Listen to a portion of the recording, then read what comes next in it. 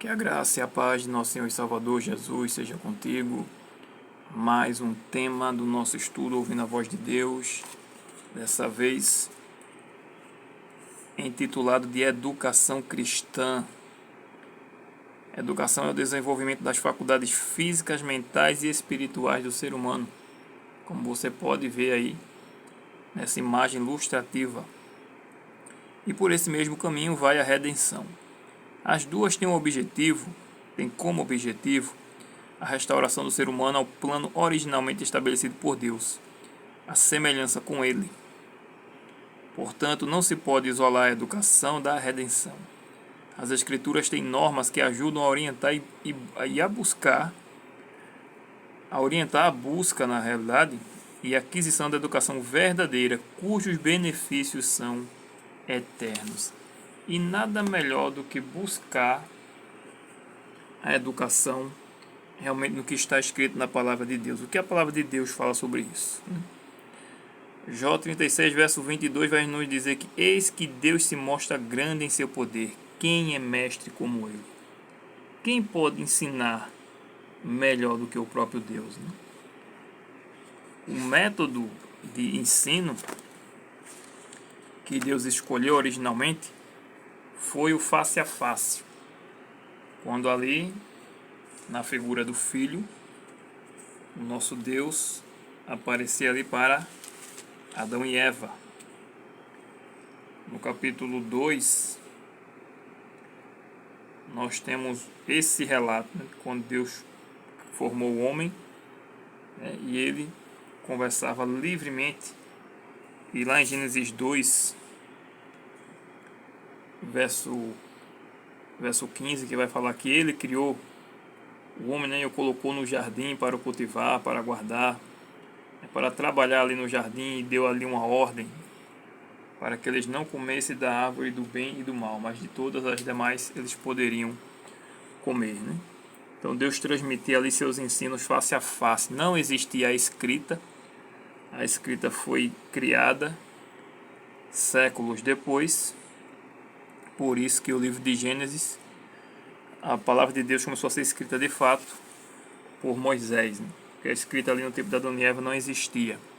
E aí muitos acham, ou são desonestos na verdade, porque ensinam que os 10 mandamentos não existiam antes do Sinai. Se não existisse, então Caim não teria pecado, o próprio Adão e Eva também não teriam pecado, Satanás também não teria pecado. Então não faz sentido dizer que a lei de Deus não existia. Ela não existia de forma escrita, mas a lei de Deus é a norma do seu governo. Tanto é que o santuário terrestre era uma cópia do celestial, e no santuário celestial se encontra a arca original com as tábuas dos 10 mandamentos, as originais, muito antes do Sinai. Então lá no céu já existia sim a lei de Deus escrita, não existia aqui na Bíblia. E tanto é que existia que quando você vai lá para Êxodo, porque muitos tentam dizer também que lá em Gênesis Deus abençoou e santificou o sétimo dia para nada. Não teve nenhuma ordem para guardar o sábado, e Adão e Eva e os demais não guardaram o sábado. Mas quando a gente vai lendo a Bíblia, a gente vai vendo que Abraão guardou os mandamentos de Deus, e a gente lê lá em Êxodo 16, Moisés dizendo, isto é o que disse o Senhor Jeová, amanhã é o sábado do Senhor. Mas aí você não vê, além de Gênesis capítulo 2, nenhuma outra indicação falando do sábado. Então demonstrando ali verdadeiramente que o sábado foi instituído como mandamento ali no Éden para o ser humano. E também lá em Êxodo, no próprio capítulo, no próprio mandamento, vai dizer, lembra-te do dia de sábado. Como é que você vai lembrar de uma coisa que não existia? Não faz sentido. Então eles criam mentiras, tudo isso para profanar o sábado. E engana aqueles que não pesquisam, certo? Que colocam em dúvida até o caráter de Deus. Como é que Deus vai criar seres humanos livres para escolher, mas escolher o que se não existia pecado? Se não existia lei, não existia pecado, então ninguém teria pecado de fato. E aí quando o ser humano peca, lá em Gênesis 3 vai contar o relato que quando ouviram a voz do Senhor, né, que andava no jardim pela viração do dia, esconderam-se da presença de Deus, né? Porque realmente Deus ali, ele se fazia presente e dava instruções, né? Conversava e dava suas instruções para os seus filhos. Hoje nós temos muitas escolas, né, cristãs, graças a Deus, né? Infelizmente com preços altíssimos, né? Não acessível a todos, né? Infelizmente isso. Mas enfim, esse modelo foi tirado também o que? Da Bíblia, né? Quando a gente vai lá para 2 Reis, capítulo 2, versos 1 ao 7, ali eles começaram, se não me engano foi ali, começaram a querer construir a escola dos profetas, né? E o próprio Jesus, quando a gente lê o relato lá em Mateus capítulo 4, versos 18 ao 25, mas muitas vezes ele chamava seus discípulos e os levava consigo, né, com ele, ministrando-lhes e ensinando enquanto eles o observavam, curar, pregar e ensinar, né, relacionar-se com as pessoas, ou seja, ele ensinava de forma prática, ele não apenas falava, mas ele mostrava como era feito, né? Esse processo de ensino é identificado nas Escrituras como discipulado. É o mestre auxiliando o discípulo nas áreas física, mental, espiritual e social. E hoje, né, antigamente, mas hoje também existe uma grande diferença entre a escola de Deus e a escola dos homens, né? Ou a educação cristã e a educação secular, né? Hoje querem tirar Deus das escolas a todo custo.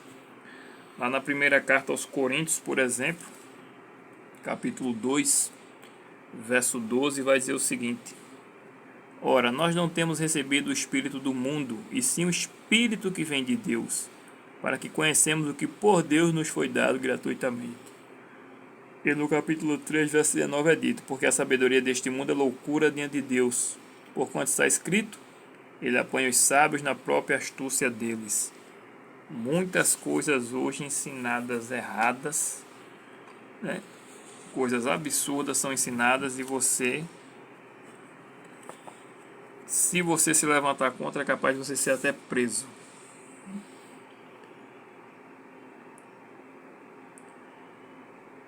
E é um desafio muito grande para os cristãos que hoje estão numa escola secular, né?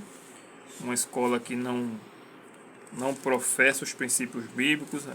Os seus professores, além de ser ateus, são militantes. É uma coisa terrível, né? Mais ou menos como aconteceu lá em Daniel, na época de Daniel. Lá em Colossenses 2, verso 8, como você vê aí, cuidado que ninguém vos venha enredar com sua filosofia e vãs sutilezas, conforme a tradição dos homens, conforme os rudimentos do mundo e não segundo Cristo. Muitos querem inculcar na cabeça dos jovens mentiras, coisas absurdas, né? Como por exemplo a tal da ideologia de gênero. O interessante é que eles dizem que a pessoa, para ser mulher, basta se sentir mulher. Então, para que fazer transfusão, né? Para que fazer troca de sexo? Basta se sentir mulher, não precisa fazer cirurgia nenhuma para trocar de sexo, que na verdade não troca nada, né? Porque jamais vai ter uma vagina de fato, não vai ter útero, não vai menstruar. Na hora do ato sexual não tem o orgasmo que a mulher tem. E afora o organismo, né, dentro da mulher e do homem são totalmente diferentes. Então essa conversa de se sentir mulher ou se sentir homem é tudo invenção, realmente. do inimigo, né, que usa as mentes brilhantes desse mundo para querer causar confusão e transtorno.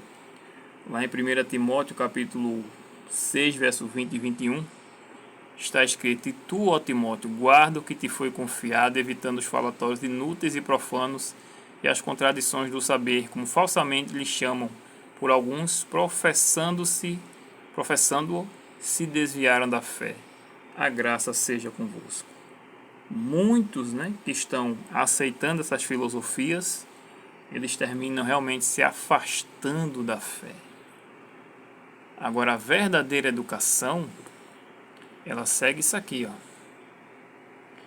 Ela exalta Deus como Criador. Ela tem sólido fundamento acadêmico no campo teórico e experimental. Ela sustenta princípios bíblicos, morais e éticos. Ela prepara o educando para servir e educa para a eternidade.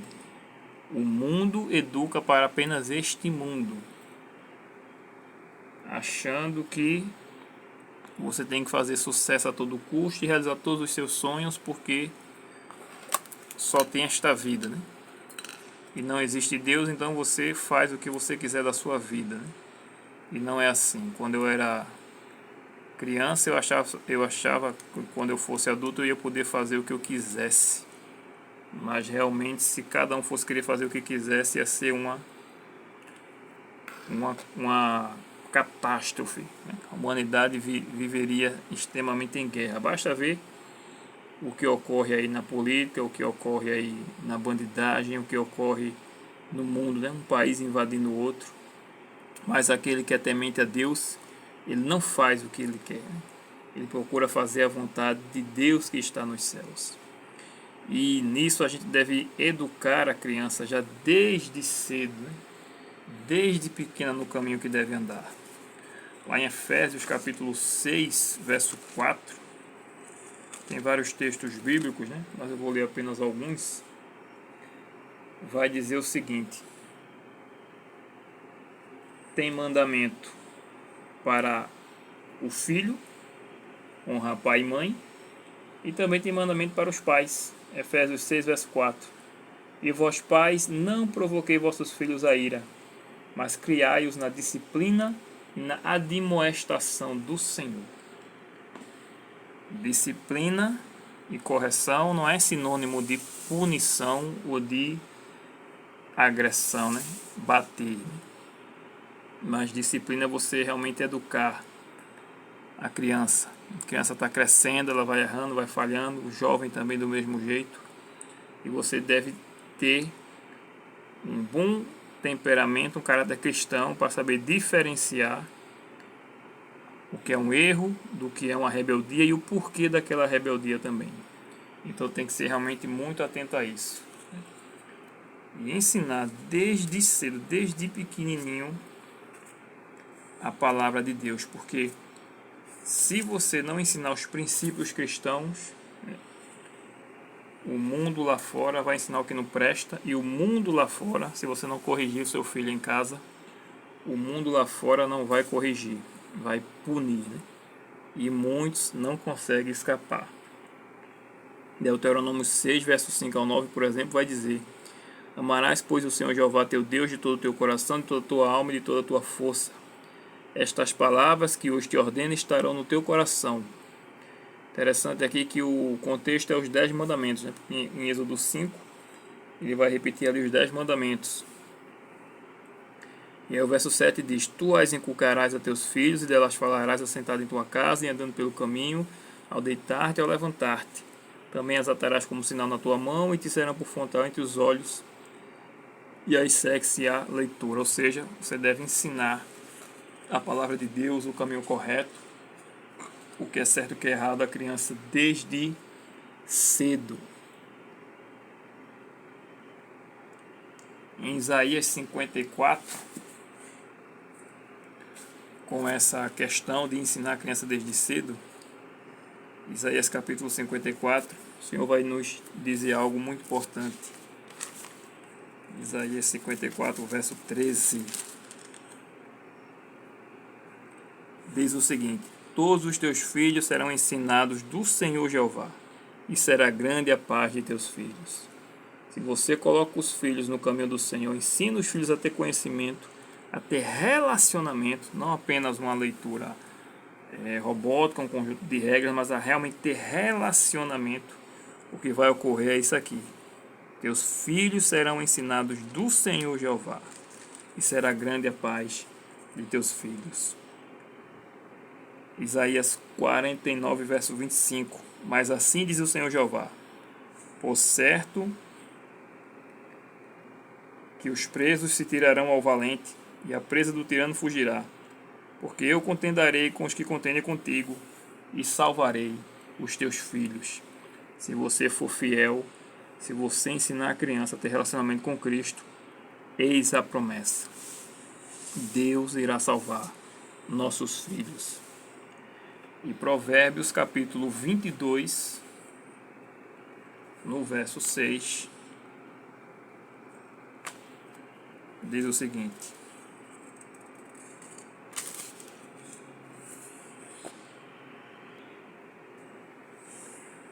ensina a criança no caminho em que deve andar, e ainda quando for velho, não se desviará dele.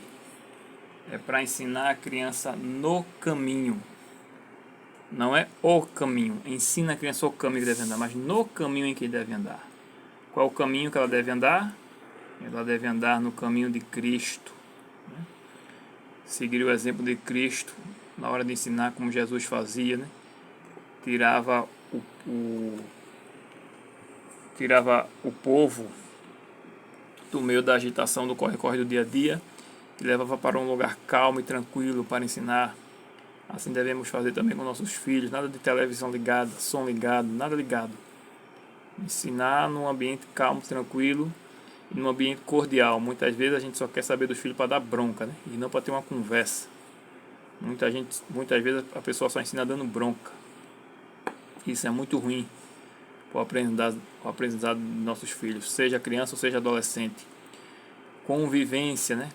Jesus mostrava ali por meio da convivência com as pessoas como é que ele fazia. Então a gente deve ensinar a criança no caminho como? Dando o exemplo, assim como Jesus dava o exemplo. A Igreja Adventista do Sétimo Dia mantém uma rede educacional que vai do ensino fundamental ao superior, né? Temos faculdades, né? Temos entre aspas, né? Porque particularmente o preço realmente é um absurdo de caro, essas instituições cristãs, mas enfim, todo esforço e sacrifício vale a pena para colocar um filho numa instituição cristã, né? Porque você está educando seu filho para a eternidade. Agora é claro que tem realmente falhas, né? Que os homens são corruptos, né? São falhos. Tem gente também que entra lá e não é cristã, né? E termina o jovem aprendendo também o que não presta dentro da própria instituição cristã, seja ela qual for. Mas, com certeza, 90% de chance de seu filho se continuar na caminhada cristã, né? E ficar livre das ideologias aí que o mundo ensina.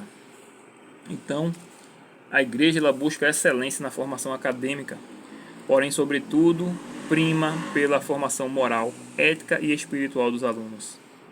Formam cidadãos para este mundo e para a pátria superior. Aleluia. Recapitulando, a Bíblia oferece orientações sobre como podemos obter e possibilitar a verdadeira educação para nós e nossos filhos. A educação cristã e a redenção andam de mãos dadas com o mesmo objetivo de restaurar o ser humano à imagem de Deus. Por isso, devemos descartar os ensinos antibíblicos que nos são oferecidos. Eles nos afastam de Deus, que é o centro e a razão de tudo. Nenhum modelo de educação que não esteja centralizado nele e em sua palavra deve ser adotado. A educação, a orientação bíblica, né, quanto à aquisição da verdadeira educação, é a melhor para nós e para nossos filhos, sem dúvida. E para isso precisamos da ajuda de Deus para viver os seus princípios. Próximo tema será o penúltimo tema desta série.